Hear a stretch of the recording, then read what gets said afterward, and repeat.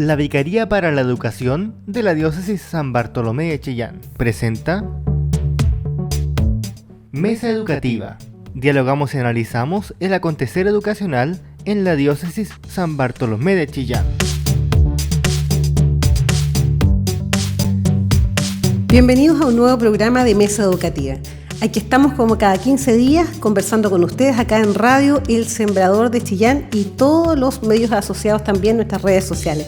Y me encuentro muy bien acompañada con el que conozco hace mucho tiempo y que en realidad la vida nos ha hecho coincidir en este trabajo, en este servicio pastoral desde bastante tiempo ya, ¿cierto? Mira, alguien se puede acordar por ahí, quizás algún auditor, se acuerda del ISPAC. Yo creo que fueron los primeros momentos en que nos conocimos y muchos conocieron a quien tengo invitado hoy a mi lado, don Marcelo Neira Díaz. Bienvenido.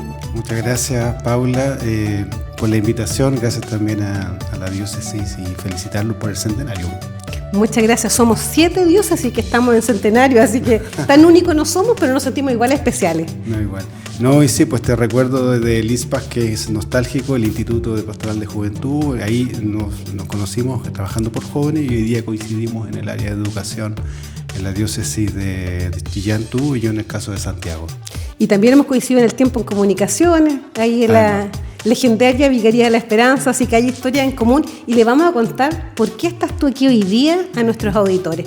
Fundamentalmente porque desde el rol que hoy día tiene Marcelo como director de incidencia y estudios de la Delegación para la Educación y la Cultura del Arzobispado de Santiago. Oye, qué largo tu título. Sí, cambió de nombre de Vicaría de Educación a Delegación para la Educación y se le agrega este año y la cultura, para un poco seguir también la idea del Discaterio para la Educación y la Cultura de Roma, y abre en Santiago una nueva área de misión que tiene todo el ámbito del patrimonio religioso, patrimonio cultural, la cultura en general. O sea, yo creo que también la Iglesia ha ido acomodando sus estructuras a una nueva mirada, una apertura que también ha tenido desde la Santa Sede. Claro. Yo creo que el Papa Francisco también tuvo una mirada distinta desde la educación. Y eso también ha impactado un poco a todas las diócesis. A nosotros también, como diócesis, nos amplía un poco la tarea. Claro. Y se me amplía también la responsabilidad, porque en principio era solo incidencia, luego incidencia de estudios, y hoy día se formaliza el tema de las comunicaciones, que siempre había estado, pero se decide tener las comunicaciones como un área más estratégica. Y principalmente lo que moviliza hoy día la agenda de trabajo en la que estoy ahí colaborando en Santiago es de la relación con las políticas públicas, el Ministerio de Educación y por eso el área de incidencia. Bueno, ya le iremos contando un poco más a los auditores, pero lo que tiene acá en nuestra diócesis a Marcelo es que tenemos un seminario que está dirigido a directivos y también a la pastoral educativa, o sea, la pastoral en los colegios, sobre todo en los colegios católicos, porque nosotros, la Vicaría de la Educación, trabaja también con aquellos profesores que hacen educación religiosa en contextos no católicos, en educación no confesional, pero fundamentalmente estamos también enfocados a que la religión católica tenga en realidad su rol preponderante dentro de la transversalidad de los contenidos de los colegios. Así que desde esa perspectiva es que tenemos a Marcelo acá, estamos muy contentos de poder conversar contigo. Además tienes una ponencia interesante que realizar y un trabajo, porque la idea es que hacer una especie como seminario-taller respecto de la pastoral educativa. Tiene un nombre más largo el seminario que vamos a vivir hoy día, pero en resumen es la pastoral educativa en un contexto más integral. Marcelo, cuéntanos algo más de ti, porque la gente no te conoce tanto como nosotros, como los que te hemos ido viendo hoy día, porque además te has reencontrado con bastante gente de acá en la diócesis también en distintas instancias. Pero cuéntanos algo más de ti, tú de dónde eres, cómo fue tu recorrido para llegar hoy día a estar en este rol. Me vivo en Santiago. Ahora, el pueblo de crianza de mi familia y mis padres es cerca de Santiago, es Peñaflor, ahí siguen ellos, un saludo. Soy periodista. También me formé como periodista para hacer investigación justamente en el equipo del ISPAC, que se necesitaba alguien como de esa línea, porque quienes no lo recuerdan muy bien o no lo conocen, el instituto tenía 3 áreas de investigación, publicación y capacitaciones, siempre vinculado al ámbito de los jóvenes y de las nuevas realidades juveniles. Pero no me he dedicado a los medios. Tampoco ha sido algo tan planificado. Junto con colaborar en el ISPAC, paralelamente estaba en una diócesis pequeña, la diócesis de Melipilla, en un equipo de trabajo ahí, como suele pasar con esto, que hacemos todo de todo, estaba ahí en el área jóvenes, en el ámbito rural también, apoyaba en educación, en fin. Y después coincidí en la Vicaría de la Esperanza Joven del Arzobispado de Santiago, y después de la Vicaría de la Esperanza pasé al área de educación. Así que ahí estamos. Tengo dos hijos grandes. 2 hijitos que ya crecieron, ya, sí. Bueno, son unos adultos. Totalmente. Bueno, Marcelo, tú, si bien tienes harta experiencia, como tú dices, en comunicación y educación, siempre como tu lado ha sido como también los textos, la edición de libros. Incidiste también, ya está el nombre ahí, incidiste también en lo que fue EREC, Claro. de algún modo, ¿cierto? Sí. EREC, la enseñanza religiosa, son bases curriculares que están hoy día funcionando. Enseñanza religiosa escolar católica. A propósito de la Ley General de Educación y lo que eso supuso para el cambio curricular, fue necesario darle una mirada curricular a la clase de religión, que la última versión era del 2005, por lo tanto era heredera de la LOCE, si se acuerdan, ¿ya? Y no se había podido juntar las voluntades, los ánimos, los recursos a nivel nacional para hacer esa transformación. Entonces, con un equipo de trabajo en el Santiago, que me tocó asumir de manera interina la coordinación del área de pedagogía en religión, hicimos una metodología a nivel nacional que supuso, y conseguimos financiamiento, una participación importante de profesores de todo el país y de diversidad de proyectos educativos, para proponer nuevas coordenadas, criterios que pudieran dar con una nueva versión del programa de educación religiosa escolar en una clave más curricular. Una vez que se logró eso, se sistematizó y se publicó el 2020, y de ahí en adelante empezó un área de actualización de los profesores, y hoy día tenemos que nuevamente revisar esas bases curriculares. Bueno, en eso están. Aquí también en la diócesis los profesores han contado también dentro de esta encuesta que se está haciendo, sí, para recoger cuál ha sido la experiencia, la realidad en la aplicación de esta enseñanza religiosa católica, sí, que se ha implementado, como tú dices, desde el 2020 hasta este año 2025, ya 5 años. Y estamos paralelamente trabajando con la unidad de currículum del Ministerio de Educación, que eso no se difunde mucho, no se sabe, pero la idea es que ellos nos publiquen unas orientaciones didácticas que favorezcan la integración curricular de la asignatura de religión con las otras asignaturas. O sea, que sea como algo transversal, que cumpla varios objetivos de otras asignaturas también. También. Claro. Bueno, acá, mira, uno puede decir también, y aprovechando que están los profesores católicos también quizás escuchándonos, que se han hecho muchos esfuerzos para implementar estas nuevas bases curriculares en términos de relación, en el caso nuestro con la Universidad Católica de la Santísima, para capacitar en las distintas dimensiones de contenido. Sin embargo, cuesta mucho sacar al profesor de su estructura anterior. Esto de tener una cuestión bien armadita y repetirla varias veces en distintos lados y no enfocarse en qué tipo de alumnos son los que están en la sala, con la diversidad que hoy día tienen. Entonces, también es un tema que nos preocupa, quizás para otro programa. Es un gran tema. Es un gran tema, y que tiene que ver con la formación del profesor de religión y cómo pueden cambiar la metodología y los contenidos que llegan a la sala a través de algunos alumnos que hoy día ya no buscan el contenido del profesor, sino que llevan contenido a la sala, ellos, y ven cómo eso se relaciona con su cultura, con su vida. Gran tema. Les dejo el desafío para un seminario o para un programa de radio, porque junto con el cambio de mentalidad de los profesores a propósito de sus prácticas, de pasar de una lógica más catequética a curricular, está qué pasa con la clase de religión en la esfera pública, qué resultado o qué va a generar el fallo de la Corte Interamericana a propósito de una sentencia que hay pendiente. ¿Y qué va a pasar con el CELEP, con los servicios locales y la clase de religión? Entonces, y son varios procesos que se están dando simultáneamente, un poco complejo, pero es un gran tema como para analizar ahora. Y además que dentro de los colegios, de pronto, ¿quién supervisa la clase de religión? No sabemos si es el académico, el pastoral, ya ahí hay una dificultad que no es menor, que no es responsable. Bueno, pero vamos al tema por el cual fuiste invitada acá, que tiene que ver con la pastoral educativa. Entonces, una de las primeras cosas que nos gustaría saber es, ¿caso en realidad ser escuela católica es algo que es posible en este siglo? ¿Mantener esa estructura de escuela católica que nosotros conocemos y los objetivos que hoy día tiene la Iglesia en esa escuela católica? Sí, es posible.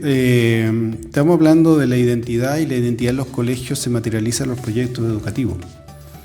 En Chile hay una diversidad de proyectos educativos, pese a que en gran medida se parecen, porque se ajustan a los requisitos y exigencias de la ley.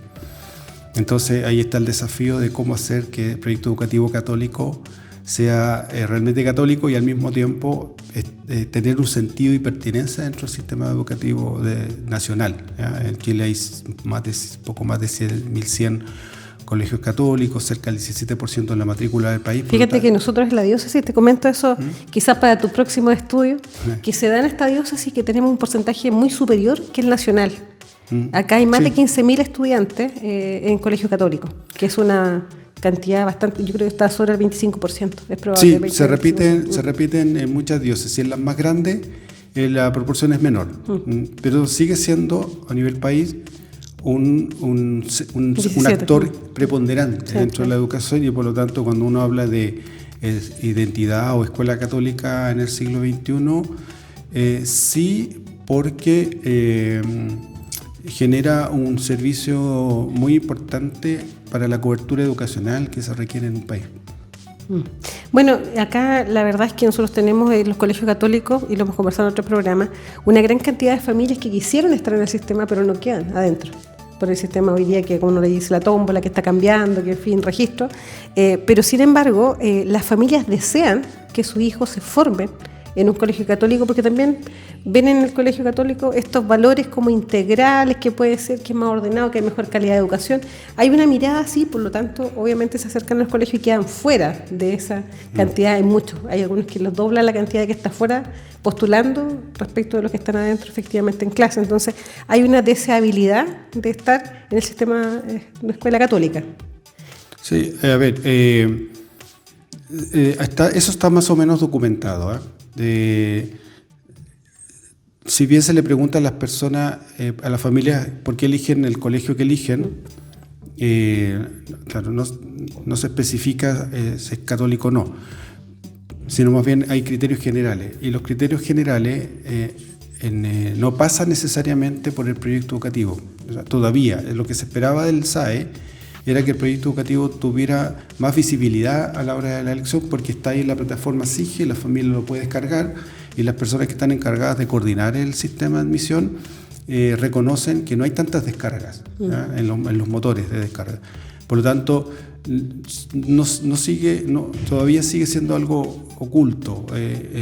La gente no conoce los proyectos educativos hasta que se mete al colegio, los vive y ahí entiende cuáles son las exigencias de identidad que hay ahí. Más bien, dentro de las primeras preferencias está la seguridad, el valor de la seguridad. Es como el imaginario de que en ese colegio el hijo va a estar más seguro. ¿Ya? Ahora, eso tiene varios subtextos. Que no es un tema menor, porque hoy día la inseguridad es algo que está latente. Claro, pero tiene varios subtextos. Por ejemplo, cuando uno analiza el dato de la seguridad como principal motivación, hay varias justificaciones, y algunas de esas se relacionan con el deseo de que no se mezclen tanto. Digamos, la seguridad está asociada a estar en un lugar donde más o menos se compartan los mismos valores. Y eso se corresponde con el segunda o tercera preferencia o criterio de elección, que son los valores. El imaginario de que en este colegio enseñan valores. Ya, en todos los colegios se enseñan valores, ya eso se entiende. Por eso hay que ir leyendo más entre líneas lo que nos dicen los datos. Hay una tercera o cuarta, un cuarto lugar, que son asuntos prácticos, cerca del colegio, o sea, cerca del trabajo, o cerca de la casa. Y en cuarto o quinto lugar, recién los temas académicos, como los puntajes CIMSE. Yo creo que mucha gente los conoce, además va creyendo que los colegios emblemáticos tienen mejor resultado. Pero no son los primeros, no están en primer lugar de criterio para elegir un colegio. Claro. Ahora, que sea católico o no sea católico, ¿tú crees que este sistema nuevo, que supuestamente propendía a la inclusión, sea efectivo ahora? O sea, ¿se está dando? ¿Hay más inclusión en los colegios católicos? El SAE. Sí. A ver, yo tengo he conversado harto este tema con personas que han hecho estudios. Hubo un grupo, o sea, una pareja de académicos uno de la Universidad Silva Enrique y otra de la Universidad Católica, que el año pasado hicieron una investigación sobre el SAE y la relación o el significado que le dan a este nuevo sistema a las familias en el contexto de los colegios católicos. Y también con gente del ministerio que está coordinando este tema. Y otras instancias. Hay gente que sostiene que el SAE ha abierto los colegios a la diversidad. Esa es una mirada. Y hay otros que sostienen, y en eso yo me inscribo, que lo que ha hecho SAE es que ha permitido visibilizar la diversidad que los colegios ya tenían, pero que de alguna manera estaba silenciada para responder a los estándares y a las exigencias de un proyecto educativo en un contexto de selectividad, o sea, cuando los colegios seleccionan. Entonces yo creo más, o un poco de ambas, apertura, pero sobre todo reconocimiento de la diversidad que ya existen y por lo tanto hacerse cargo de esa diversidad. Eso pienso yo. Ahora, creo que el SAE sí ha permitido mayor inclusión, pero es un mecanismo que hay que seguir revisando. Si bien no es en estricto rigor una tómbola, porque el algoritmo funciona de acuerdo a la información que las familias otorgan ahí y se reemplaza en la fila de las calles que se hacían antes en las noches, en las madrugadas para postular un colegio. Días de repente, sí. Se hace una suerte de fila virtual, ¿ya? Y el colegio asigna según la información, no es algo ciego, según la información.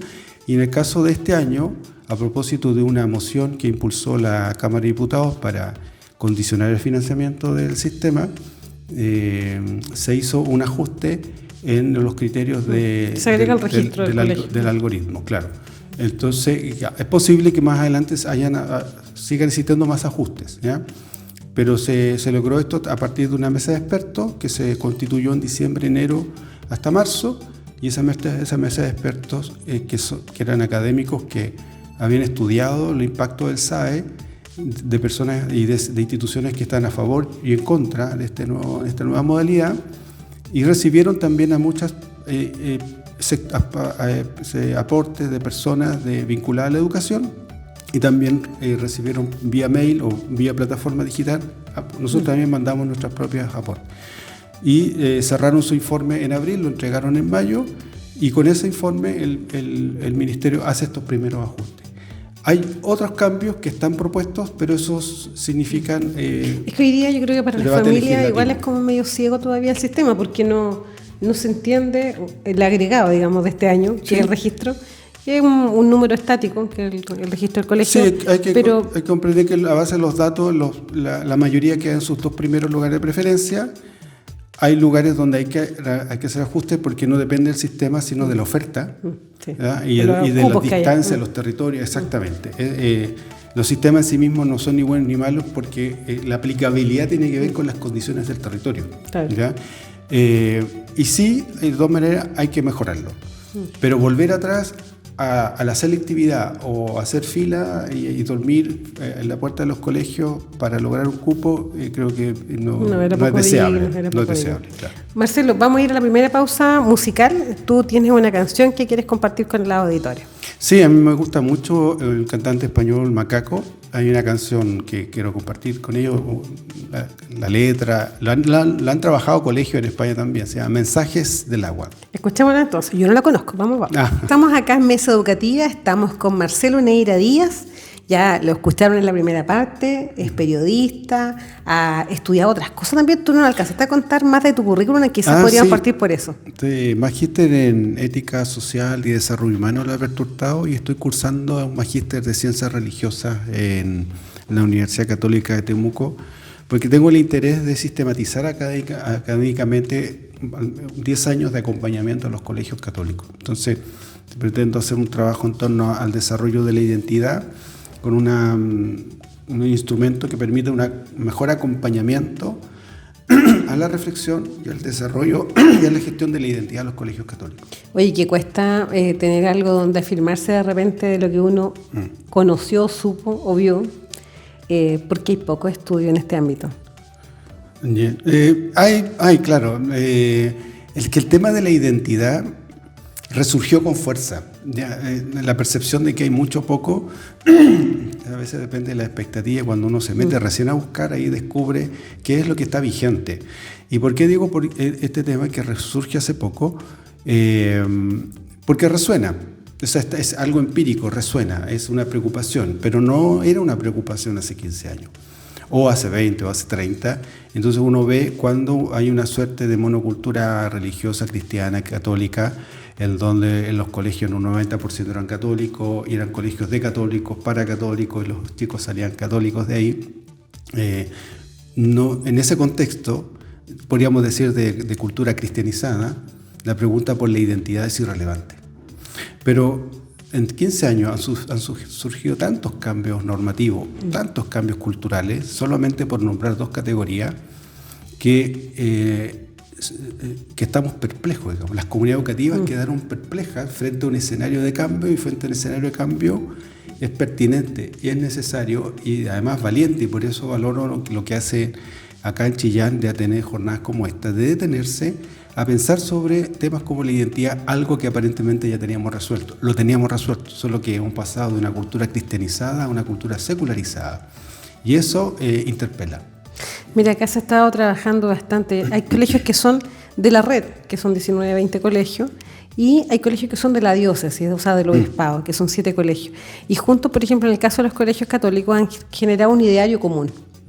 Yo creo que ese trabajo, que como tú dices, esos tiempos de reflexión para lograr un documento común, ayudó mucho a que cada uno después viera su reglamento interno y también dijera, oye, ¿dónde estamos? ¿Qué estamos haciendo para que en realidad sea un colegio católico? ¿Cuáles son estos ideales que compartimos? ¿Y cuáles son los centros? Es complejo. Sí, pero es un ejercicio necesario. Eso que es el ideario, en el fondo demuestra la necesidad de hacer discernimiento y confirma algo que está en la ciencia, digamos, que la identidad no es una pieza de museo. La identidad se está reformulando, reconfigurando en su relación con el medio, con los contextos, con la historia, que va cambiando. Y hoy día la pregunta por la identidad católica de los colegios también tiene que ver por la pregunta por la pertinencia de la propuesta educativa en un escenario secularizado, plural y global. Y para eso el Concilio Vaticano II nos ha regalado el discernimiento como una habilidad espiritual, pero también una habilidad pedagógica. Bueno, yo justamente eso, el tema de este bloque, Marcelo, preguntarnos un poco por esta realidad que vemos y que no sabemos si es que tenemos una pastoral en un colegio, en un equipo reducido que hace cosas, o si efectivamente hay una escuela que está en pastoral. Sí, mira, un poco de los dos, ¿eh? Las realidades no son tan binarias como diríamos, pero sí, la pregunta por qué significa ser una escuela en pastoral es una pregunta de larga data, digamos. Es como esas preguntas típicas, ¿cómo transmitirle el evangelio a las nuevas generaciones? La pregunta, ¿cómo ser una escuela en pastoral?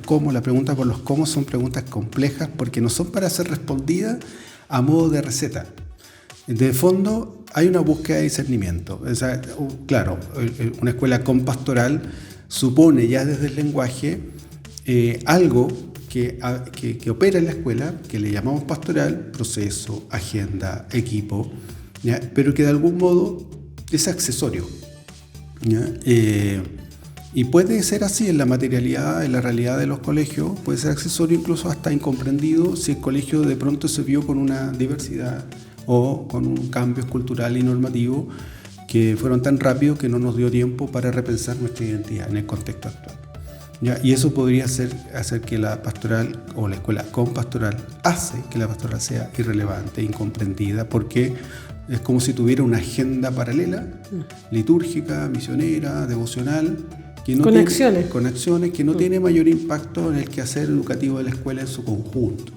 Y cuando hablamos de una escuela en pastoral, al cambiar esa preposición, claro, hay una búsqueda, hay un intento porque la pastoral sea una entidad determinante y articuladora de toda la propuesta educativa.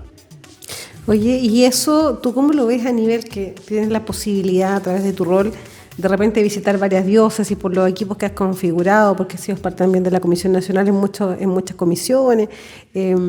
¿Cómo lo ves tú respecto de las diócesis? Porque quizás Santiago tiene un trabajo de más data, más reflexivo, más profesionales. Acá tú ves en la diócesis generalmente es una persona y el sacerdote, no hay equipos de trabajo paralelos que estén colaborando, sí voluntarios y todo, pero ¿cómo ves tú en las diócesis este trabajo? O más bien somos receptores de información, receptores de estudio. A ver, conozco más de cerca la realidad de Santiago y es bien pretencioso decirlo porque no es de todo Santiago tampoco, o sea, no es algo tan sistemático que visitemos colegios y de las diócesis siempre depende de los encuentros, de las relaciones o instancias que podamos tener al alero del área de educación de la Conferencia Episcopal. Así como una conclusión general es que las preguntas o las inquietudes son bastante comunes, ¿ya? Pero las realidades son diversas. Hay realidades donde la pastoral está bien articulada, de hecho, como una expresión elocuente de la identidad católica, lo que proponemos en Santiago es que el área académica, que es algo tan resuelto, que están las asignaturas, los mecanismos de evaluación, que está bien formal, eso bien estructurado, dialogue y se coordine con el área formativa, que no está tan articulada, que los colegios van asimilando de acuerdo a diversas circunstancias o exigencias del medio. Por ejemplo, necesitamos activar un plan de ciudadanía. No está necesariamente tan metido en el currículum, entonces es un programa formativo fuera de la sala de clase que no tiene nota, o los planes de educación sexual, o los planes de convivencia, y todos los planes que al Estado se le ocurra, los colegios tienen que abrir un espacio para ver dónde meterlo. El trabajo de orientación, la misma pastoral, el vínculo con la familia, todo lo que sucede formativamente fuera de la sala de clase no está tan articulado. Entonces lo que proponemos es que se articulen, porque todo compone la formación integral y que esta articulación, la pastoral sea preponderante. Ojalá sea como la que coordine, la que sea pegamento del área académica con el área formativa, de manera que son dos piernas con las cuales... Bueno, hoy día va a conocer más la realidad probablemente las preguntas que pueda hacer en el seminario a la gente que asista, pero se trata de caminar hacia allá, al menos los colegios, hay muchos que tienen también de congregaciones, a nivel nacional tienen esta reflexión también cuando tienen sus propios espacios. Y yo creo que como diócesis están caminando hacia una realidad más compartida, al menos en valoración, porque lo que tú decías al inicio, esto de tener un equipo más reducido también genera menos valor a ese tipo de acciones, como que esta clase, que no sé, puede ser matemática, lenguaje y otra, compiten sin tener, o sea, compiten con lo religioso muchas veces en vez de colaborarse. Es complejo para los colegios tomarlo, pero yo creo que estamos caminando hacia allá. Así te vas a dar cuenta que hay esperanza de que las cosas se... Lo que sí, y yo creo que también hemos trabajado y nos queda mucho por trabajar, es respecto de la formación concreta de las personas que están a cargo de este espacio formativo y también de los profesores de religión, que yo creo que ese es un gran tema.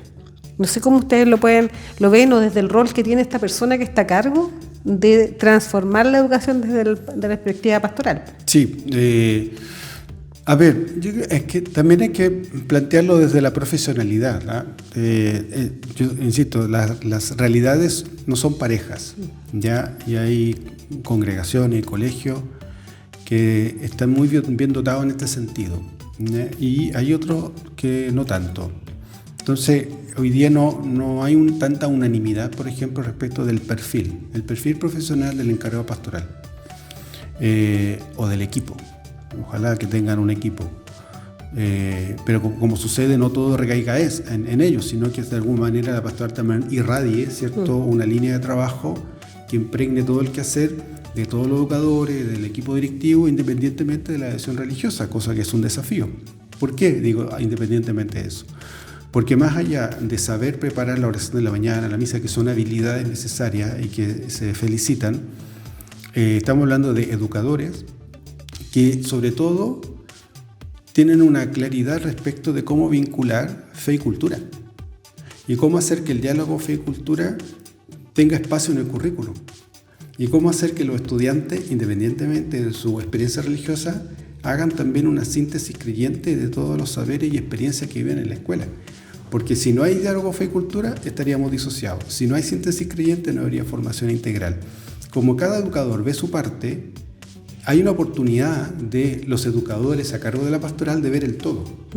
Y eso ha ido cambiando, Marcelo, porque en el caso, por ejemplo, de los colegios, antes solamente era el encargado de pastoral y no era del equipo directivo. Hoy día es de formación y pastoral, está dentro del equipo directivo, está colaborando, o es el encargado también de la convivencia, o sea, ve un poco más arriba la realidad como colegio, que antes estaba reducido más a un solo sector, que era más bien lo litúrgico, claro, incluso sacramental en el caso de los que tenían algún sacramento. Que es necesario seguir haciéndolo, claro, digamos, que hay que tener la liturgia. Que son tareas.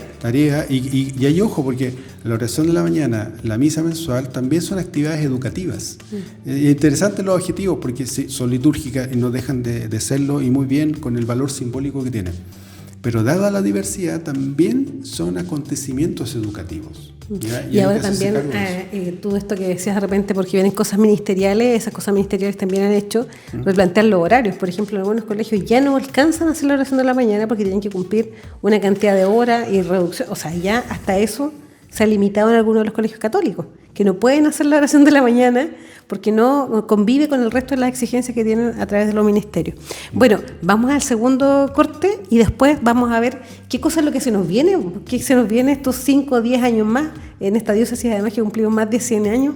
Si es que hay futuro en la educación. Vamos con la otra canción, parece que tenemos autor. Sí, también Macaco, una canción muy preciosa que pueden usar ahí también en los colegios, la clase de religión, se llama Hijos del mismo Dios. Escuchémosla. Ya estamos en el último bloque de Mesa Educativa junto a Marcelo Neira, que es el responsable allá, director de incidencia y estudios de la Delegación para la Educación y la Cultura del Arzobispado de Santiago, y que, como escuchábamos en los bloques anteriores, ha participado de diversos momentos importantes dentro de la pastoral juvenil y de la educación también. O sea, en el ISPAC, para quienes lo conocimos, en ese tiempo que nos formábamos, todos los que queríamos acompañamiento, ser asesores, animadores, todo funcionaba desde ahí, en iglesia por supuesto, y luego después ya adaptándose más a los nuevos tiempos empezó a trabajar en el área de educación e incidencia. ¿Y por qué incidencia? ¿En quién inciden? Ahí estamos. ¿Qué quieren hacer? Mira, es que cuando se venía hace 2 gobiernos atrás, el programa de Michelle Bachelet II, estaba ahí una reforma educativa. Y claro, ¿se acuerdan de la ley de inclusión? Pero al principio era no al copago, no a la selección, no al lucro. Y habían otras cosas más a propósito de también los cambios devenidos de la ley. Entonces, se venían muchos cambios que iban a afectar la gestión de nuestros colegios. Entonces, claro, hasta antes de eso teníamos interacciones esporádicas y puntuales, coyunturales, con la autoridad de los tomadores de decisiones en políticas educativas, y después pensamos que a propósito de la reforma y otros cambios había que hacerlo más sistemático y se crea el área de incidencia. Entonces, eso requiere cada año tener una agenda de trabajo con distintos servicios del Estado, sociedad civil, y hoy día estamos en 4 o 5 frentes al mismo tiempo, pero eso es cada año. Y bueno, los procesos constitucionales, era un poco especializar la relación de la Iglesia representando los intereses de los colegios católicos en esa esfera. Yo creo que muchas personas que nos escuchan quizás no tienen mucha claridad de cómo funciona la Iglesia, porque incluso piensan que, por ejemplo, el arzobispo de Santiago es el jefe de todos los obispos de las regiones. Es como una mirada, claro, porque como ya hay una región metropolitana que es más grande y también hay algunas que son arquidiócesis, diócesis. Eso es bueno quizás educar un poquito como esta mesa educativa, que cada diócesis tiene su propia realidad. Sí. Cada diócesis elige sus equipos de la manera de trabajar. Sin embargo, a través de la conferencia episcopal se coordinan acciones. Claro. Y dentro de esas acciones hay comisiones que colaboran con las distintas áreas. Sí. Y en este caso, el área de educación, obviamente, tiene un pie bien firme en Santiago por la cantidad de personas que atiende y porque también hay más recursos para tener más equipos. Esa es una realidad. Y por lo tanto, ustedes colaboran mucho a nivel nacional, si bien en la relación con las autoridades, pero también en documentos, en estudios, sí, que son importantes para todas las diócesis porque no hay recursos exclusivos para eso en otros sectores. Sí, la diócesis de Santiago colabora, no dirige, colabora. Y colabora también porque las autoridades, quienes toman decisiones, están dentro de la diócesis de Santiago. Claro. O sea, hay una motivación misionera propia que la dicta el territorio, pero en colaboración con el área, porque son temas país. Generalmente son temas país, a menos que cada diócesis vea, en el caso de educación, cuestiones particulares con los respectivos seremi. Ahí hay una interlocución interesante también. Y están las comisiones de pastoral educativa, de enseñanza de la religión, de educación superior. No sé si se va a volver a reactivar el área de padre y apoderado, ojalá que sí. Y se están conformando asociaciones de colegios católicos en las distintas diócesis para que a nivel país se arme una confederación de colegios católicos que sea como el gran interlocutor de la sociedad civil y del Estado frente a distintos temas. En el caso de la diócesis de Chillán está la red de colegios católicos, que está funcionándose ya por tercer año. Ahora coincidió que cuando salieron todos los estatutos no tenemos obispo y llevamos un año esperando la firma para que esto sea legal, porque también la gente debe conocer que hay procesos que uno pueden ser muy pastoralistas, otros que son más legales e importantes. Claro. Uno puede tener la decisión de generar estas redes, pero también necesita la autorización para formalizar un estamento distinto, con normas, con reglas, porque no es solamente creer que uno representa, sino que efectivamente representar, tener la voz de los colegios católicos ante una autoridad, por ejemplo, como la Ceremi, como los SLEP, que están funcionando hoy día en varios lugares, y todavía eso no se da tanto. Si bien es cierto, tenemos una orgánica y un director, que en este caso es don Daniel Almonte, que representa a todos los colegios, es como algo, si bien está ahí, pero es más interino mientras no tenga la firma y pueda efectivamente representarnos como diócesis ante los distintos estamentos que sea necesario. Claro. Así que estamos trabajando en ello, así como otras diócesis también lo hacen. Bueno, dentro de lo que se nos viene, Marcelo, porque pensando a un mediano o largo plazo, ¿qué cosas crees tú que va a cambiar en educación o qué es necesario que cambie? Bueno, hay que seguir. Hay un tema en lo curricular, que hay que seguir trabajándolo. Todavía lo que está prometido, o al menos lo que se entiende de la LEGE y que está prometido para ir desarrollándose en el tiempo, no está avanzando tan aceleradamente como uno quisiera.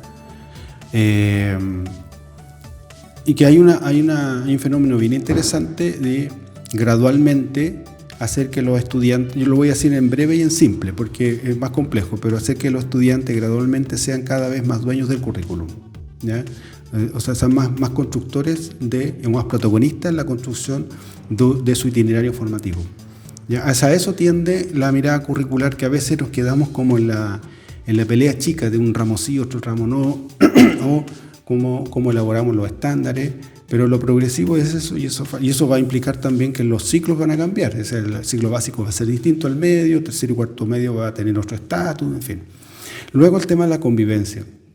O sea, más allá de lo que pasa post pandemia, cada cierto tiempo vienen ciclos de violencia en los colegios, la superintendencia, las denuncias que más concentran son de violencia, especialmente entre séptimo y primero medio.